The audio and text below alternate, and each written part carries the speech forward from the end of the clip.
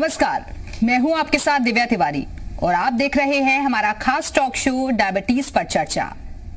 आज हम सभी के जीने के तौर तरीकों में एक बड़ा बदलाव आ रहा है। हमारी आधुनिक लाइफस्टाइल और दिनों दिन बढ़ता तनाव डायबिटीज के खतरे को तेजी से बढ़ा रहा है। बात करें अगर विश्व के आंकड़ों की, तो हिंदुस्तान में डायबिटीज के सबसे ज्यादा मरीज हैं और यही सबसे बड़ा फैक्टर है जो कि भारत को दुनिया की डायबिटिक कैपिटल बनाता है। आज लोगों के बीच डायबिटीज और इसकी वजह से होने वाले साइड इफेक्ट्स के बारे में जागरूकता जरूरी है और इसीलिए हम आपके लिए लेकर आए हैं खास टॉक शो डायबिटीज पर चर्चा। इस अनूठी पहल में आपको डायबिटीज से संबंधित हर जरूरी जानकारी मिलेगी। आज हमारे साथ मौजूद होंगे देश के जाने माने डायबिटोलॉजिस्ट और एंडोक्राइनोलॉजिस्ट जो आपको डायबिटीज के लक्षण, इसके उपचार और डायबिटीज से होने वाले हानिकारक प्रभावों को बारीकी से समझाएंगे। शो को आगे बढ़ाते हुए मैं स्वागत करना चाहूंगी डॉक्टर सरिता बजाज का। ये MLN मेडिकल कॉलेज प्रयागराज में डायरेक्टर, प्रोफेसर और हेड ऑफ मेडिसिन हैं। हमारे साथ जुड़ चुके हैं डॉक्टर जमाल अहमद जो कि अलीगढ़ मुस्लिम यूनिवर्सिटी में फैकल्टी ऑफ मेडिसिन के पद पर कार्यरत हैं। हमारे साथ मौजूद हैं झांसी से consultant diabetologist doctor Navneet Agarwal और प्रयागराज से consultant diabetologist doctor RP Shukla भी इस वक्त हमारे साथ इस खास चर्चा का हिस्सा बनने जा रहे हैं। आप सभी का हमारे इस खास टॉक शो डायबिटीज पर चर्चा में बहुत स्वागत है। तो डॉक्टर सरिता बजाज, मेरा पहला सवाल आपसे ही है कि क्या डायबिटीज के मरीजों में कोविड-19 होने का खतरा भी ज्यादा रहता है? ये सवाल आपका बहुत जायज है। अब कोविड-19 की जो बीमारी है वो कोई भी क्रॉनिक मेडिकल इलनेस हो तो होने के बाद उसकी सीरियसनेस ज्यादा होने की संभावना है। और अगर हम कोई भी क्रॉनिक मेडिकल इलनेस माने तो उसमें जो नॉन कम्युनिकेबल डिजीजेस हम कहते हैं उनमें सबसे प्रमुख है डायबिटीज। और डायबिटीज के साथ ज्यादातर जुड़ा होता है मोटापा। जी, अक्सर जो डायबिटीज के मरीज होते हैं उनका वजन ज्यादा होता है, खास तौर में उनका जो वेस्ट सरकमफ्रेंस जिसको हम विसरल ओबेसिटी कहते हैं, जो कि बहुत हानिकारक होती है। तो ओबेसिटी या मोटापा ये नॉन कम्युनिकेबल डिजीजेस के साथ जुड़ी हुई है। कोविड-19 की सीरियसनेस बढ़ाती है। सीरियसनेस मतलब पेशेंट को इंटेंसिव केयर यूनिट में भर्ती होने के चांस ज्यादा हैं, मैकेनिकल वेंटिलेशन की जरूरत पड़ सकती है और इंट्यूबेशन की भी जरूरत पड़ सकती है, जो कि बहुत सीरियस ज्यादातर साबित होता है।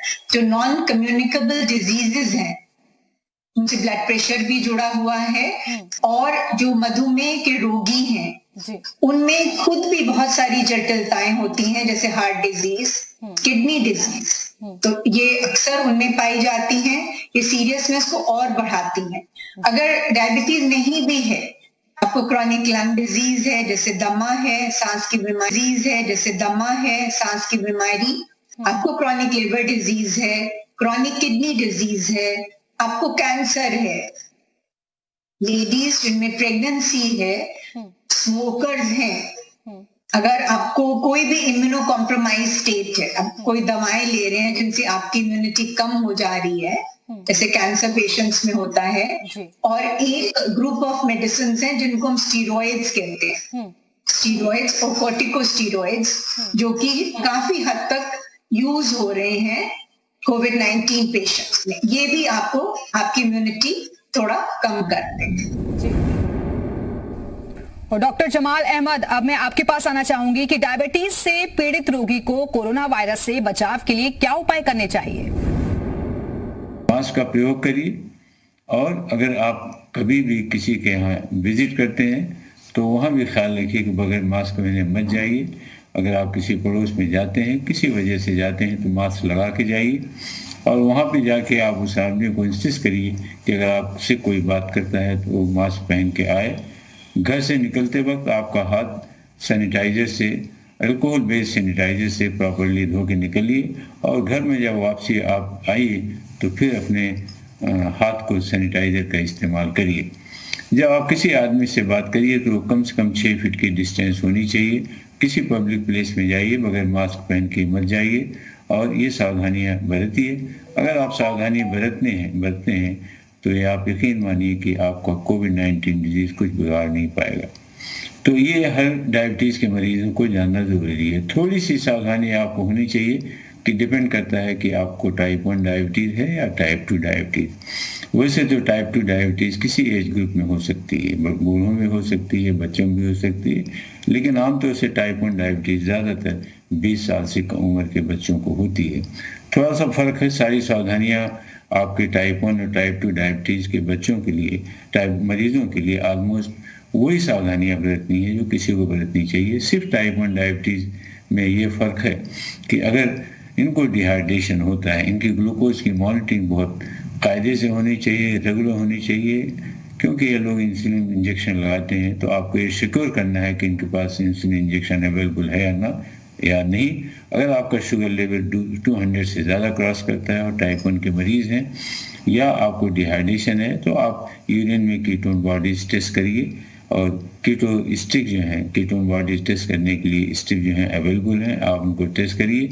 थोड़ा सा मैनेजमेंट टाइप 1 डायबिटीज़ का डिफ़िकल्ट होता है और आपको अगर कीटोन बॉडीज़ हैं और टाइप 1 डायबिटीज़ का मरीज़ डिहाइड्रेटेड है तो आपको किसी अस्पताल में जाके इसका इलाज ठीक तरीके से कराना चाहिए, आपको कराना पड़ेगा। और जो सावधानियां जो बरतनी चाहिए, क्योंकि ये पेंडेमिक डिजीज़ है, आप हमेशा अपने पास दवाओं का स्टॉक कम से कम एक मरीज़ का ज़रूर रखिए। कभी कभी कुछ परेशानी आई हैं, कुछ एक ज़माने में जब कर्फ्यू लगा हुआ था तो बहुत सारी चीज़ें अवेलेबल नहीं थी। तो आप ये सब सावधानियां अगर बरतते हैं तो कोविड-19 डिजीज़ में आपका कुछ नहीं बढ़ पाई। थोड़ी सी नॉलेज जो आपको ज़रूरी है कि कोविड-19 डिजीज़ अगर आपको हो जाती है, अगर कोई कॉम्प्लिकेशन डेवलप होता है तो इसके कॉम्प्लिकेशन ज़्यादा सीवियर होते हैं एज़ कम्पेयर टू उस आदमी के जिसको डायबिटीज या हार्ट डिजीज या किडनी डिजीज या कैंसर की बीमारियां नहीं है। डॉक्टर नवनीत अग्रवाल, टाइप 1 और टाइप 2 लेवल की डायबिटीज में कोविड-19 के विकसित होने की कितनी संभावनाएं रहती हैं? कोविड की बीमारी दिसंबर 2019 में पहली बार हमारे सामने आई और हिंदुस्तान में ये सही मायनों में मार्च के महीने में शुरू हुई। अब ये समझ में लोगों को नहीं आ रहा था कि ये बीमारी क्या सभी को अफेक्ट करेगी या किसी वर्ग विशेष को इन्फ्लुएंस करेगी। जैसे जैसे समय बीतता गया, 2-3 महीने में मरीज बढ़ते गए, तो ये क्लियरली समझ में आने लगा कि ये बीमारी 4 या 5 तरीके के मरीजों को सबसे ज्यादा अफेक्ट करती है। इसमें जो सबसे इंपॉर्टेंट है वो है उम्र। जो भी व्यक्ति 65 साल से ऊपर हैं उनको ये इसकी बीमारी की होने की संभावना सबसे अधिक है।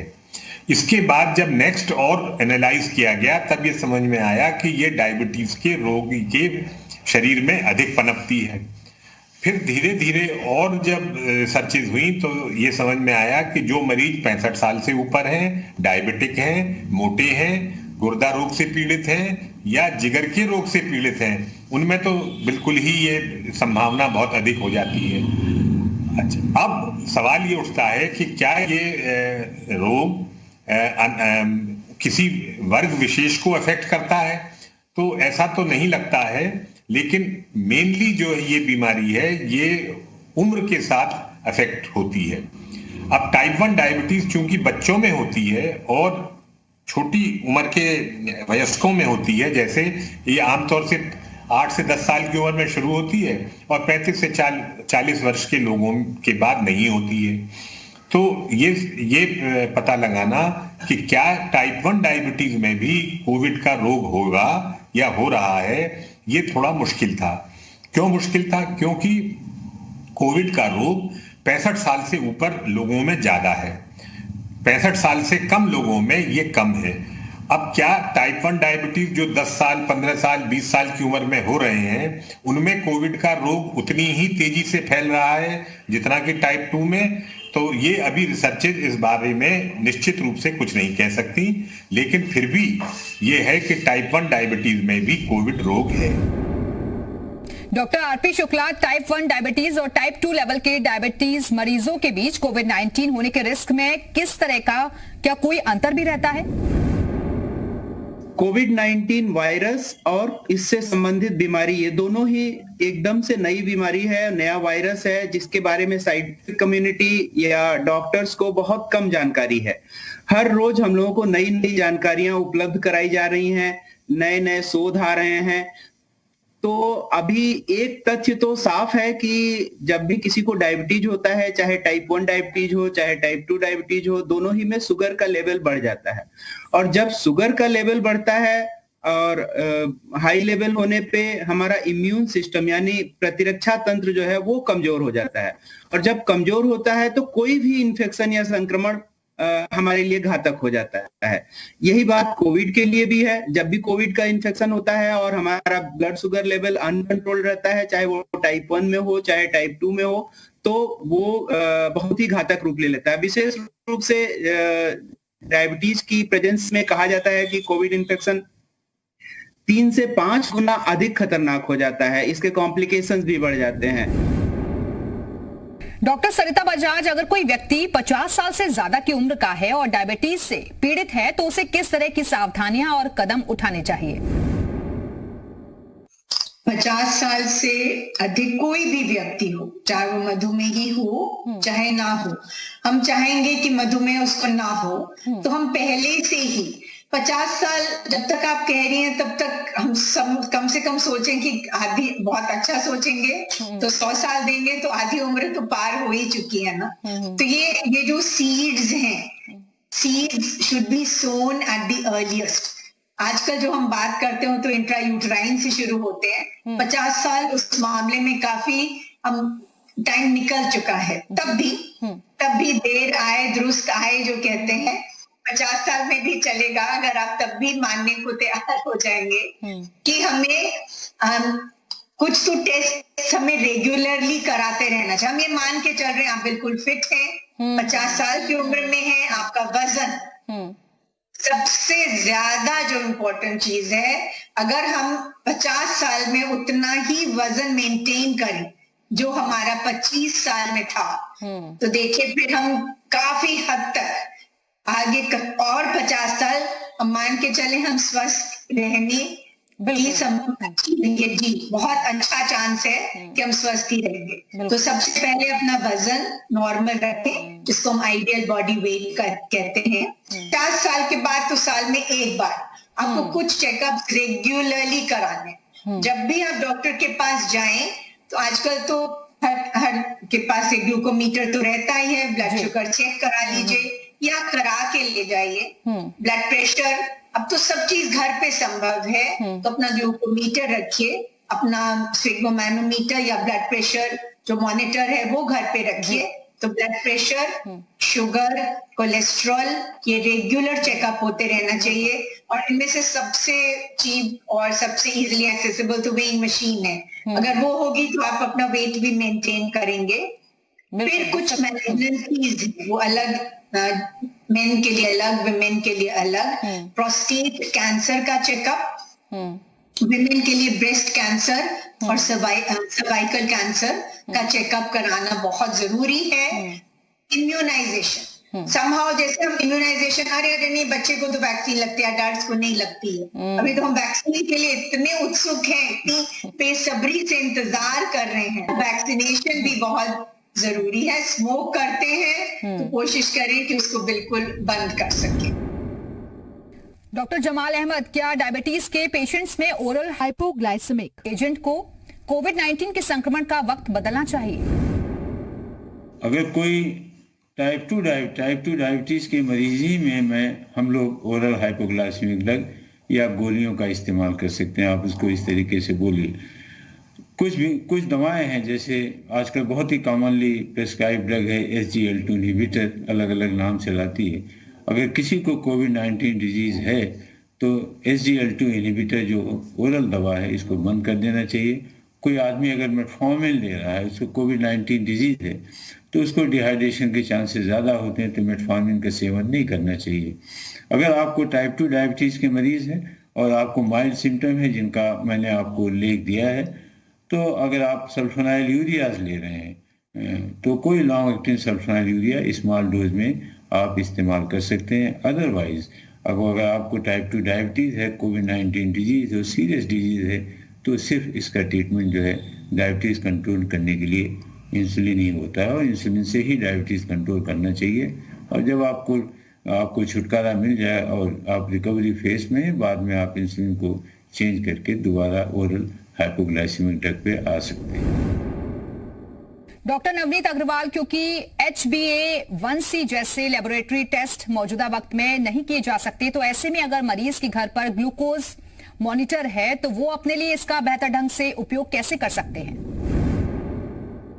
जो मरीज पीड़ित है कोविड रोग से, जाहिर सी बात है कि वो बार बार ब्लड का सैंपल देने कहीं भी किसी लेबोरेटरी में तो जा नहीं सकते और न कोई आदमी उनका सैंपल रोजाना लेने के लिए उनके घर पे आ सकता है। तो ऐसे में हम इन सब मरीजों को एक ग्लूकोमीटर देते हैं। ग्लूकोमीटर वो मशीन है जो खून में उस समय की शक्कर की मात्रा की जानकारी देती है। तो ये अत्यंत आवश्यक है कि हर डायबिटिक, चाहे वो पहले से रहा हो, चाहे वो कोविड के दौरान डायबिटिक हो गया हो, उसके पास एक ग्लूकोमीटर होना चाहिए और उसको अपने को ये तय कर लेना चाहिए कि मुझे कैसे ये टेस्ट करना है। आमतौर से हम 2 बार, 3 बार या 4 बार एक दिन में टेस्ट कराते हैं। सबसे पहले खाली पेट, फिर खाने के ब्रेकफास्ट के 2 घंटे बाद, फिर लंच के दोपहर के भोजन के 2 घंटे बाद और रात के अगर संभव है तो 2 घंटे बाद। इसके अलावा अगर उसको कोई भी खून में शक्कर की कमी के लक्षण नजर आते हैं तो उसको वो टेस्ट करना चाहिए। और टेस्ट करने के उपरांत कुछ अब ऐसी मशीनें आ गई हैं जो कंप्यूटर के द्वारा सीधे जो डॉक्टर बाहर बैठे हैं उनको जानकारी दे देते हैं, जिससे नर्स आकर उनको अगर इंसुलिन की जरूरत है तो इंसुलिन लगा देती है और अगर गोली की आवश्यकता है तो उनको अगली डोज गोली की भी दे देती है। तो ये ग्लूकोमीटर अत्यंत आवश्यक है और ये बहुत ही रीजनेबल प्राइस में हर जगह उपलब्ध है। हर छोटे बड़े शहर में अब तो ग्लूकोमीटर आ गए हैं और मुझे नहीं लगता कि आज के दिन कोई ऐसा MBBS डॉक्टर होगा जो ग्लूकोमीटर नहीं रखता होगा। तो ग्लूकोमीटर जैसे ब्लड प्रेशर इंस्ट्रूमेंट है, स्टेथोस्कोप है, ऐसे ही अब हर डॉक्टर ग्लूकोमीटर को रखने लगा है और कोशिश यही करता है कि जब भी मरीज की डायबिटीज डायग्नोज हो तो वो ग्लूकोमीटर खरीदवाए और उससे ये कहे कि वो अपना रिकॉर्ड मेंटेन करे और जब अगली विजिट पे वो आए तब वो टेस्ट उसको दिखाए। तो यही हाल कोविड का भी है कि जब तक मरीज कोविड से पीड़ित है, क्योंकि ब्लड शुगर ऊपर नीचे बहुत होती है, इसलिए वो दिन में 3 बार या 4 बार एडवाइस किया जाता है कि वो कोविड को टेस्ट कर, वो शुगर को टेस्ट करे जब तक कोविड है और उसके बाद जैसी जरूरत हो उस हिसाब से टेस्ट करें।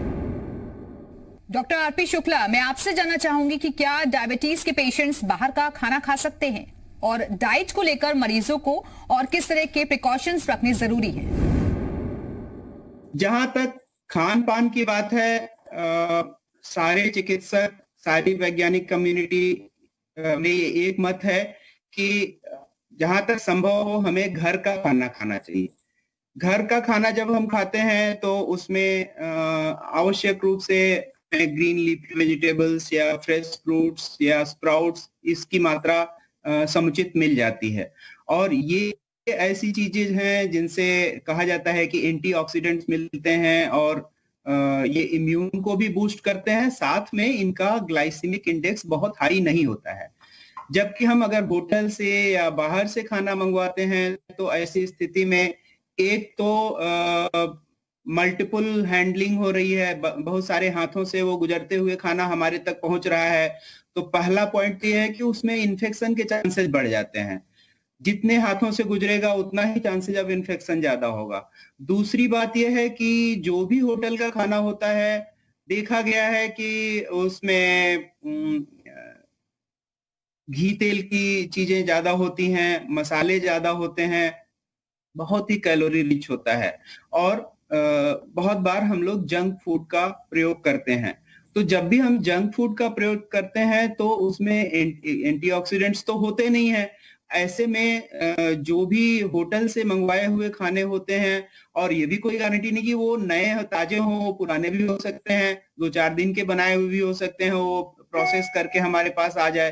तो ऐसे में जो पुराना खाना होगा, प्रोसेस्ड फूड होगा, हाई कैलोरी का होगा, हाई ग्लाइसेमिक इंडेक्स का होगा, तो चांसेस है कि वो हमारा ग्लाइसेमिक कंट्रोल भी गड़बड़ करे, साथ में हमारे इम्यून सिस्टम को भी निश्चित रूप से कुछ न कुछ हद तक वो प्रभावित करता ही करता है।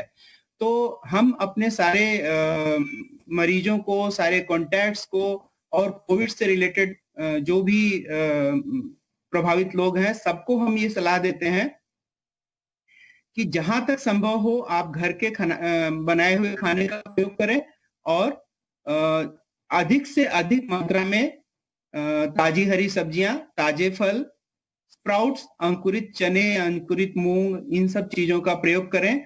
ये हमारे इम्यून सिस्टम को भी बूस्ट करते हैं, इनका ग्लाइसेमिक इंडेक्स भी कम होता है, तो हमारे शुगर के कंट्रोल को भी ये प्रभावित नहीं करते हैं, और हम इस तरह के भोजन लेकर स्वस्थ रह सकते हैं और संक्रमण से भी बच सकते हैं। तो हमारे इस खास टॉक शो से जुड़ने के लिए आप सभी मेहमानों का बहुत बहुत शुक्रिया। हमें आशा है कि हमारे सभी दर्शक अपनी डायबिटीज को कंट्रोल करने के लिए डॉक्टर्स के दिए गए सुझावों पर गौर करेंगे और उनका पालन करेंगे। डायबिटीज से जुड़ी और ज्यादा जानकारी के लिए आप हमसे फेसबुक के जरिए भी जुड़ सकते हैं। डायबिटीज पर चर्चा के हमारे फेसबुक पेज हमसे जुड़ना ना भूलें। तो आज के हमारे इस खास शो में बस इतना ही। आप बने रहिएगा हमारे साथ। नमस्कार।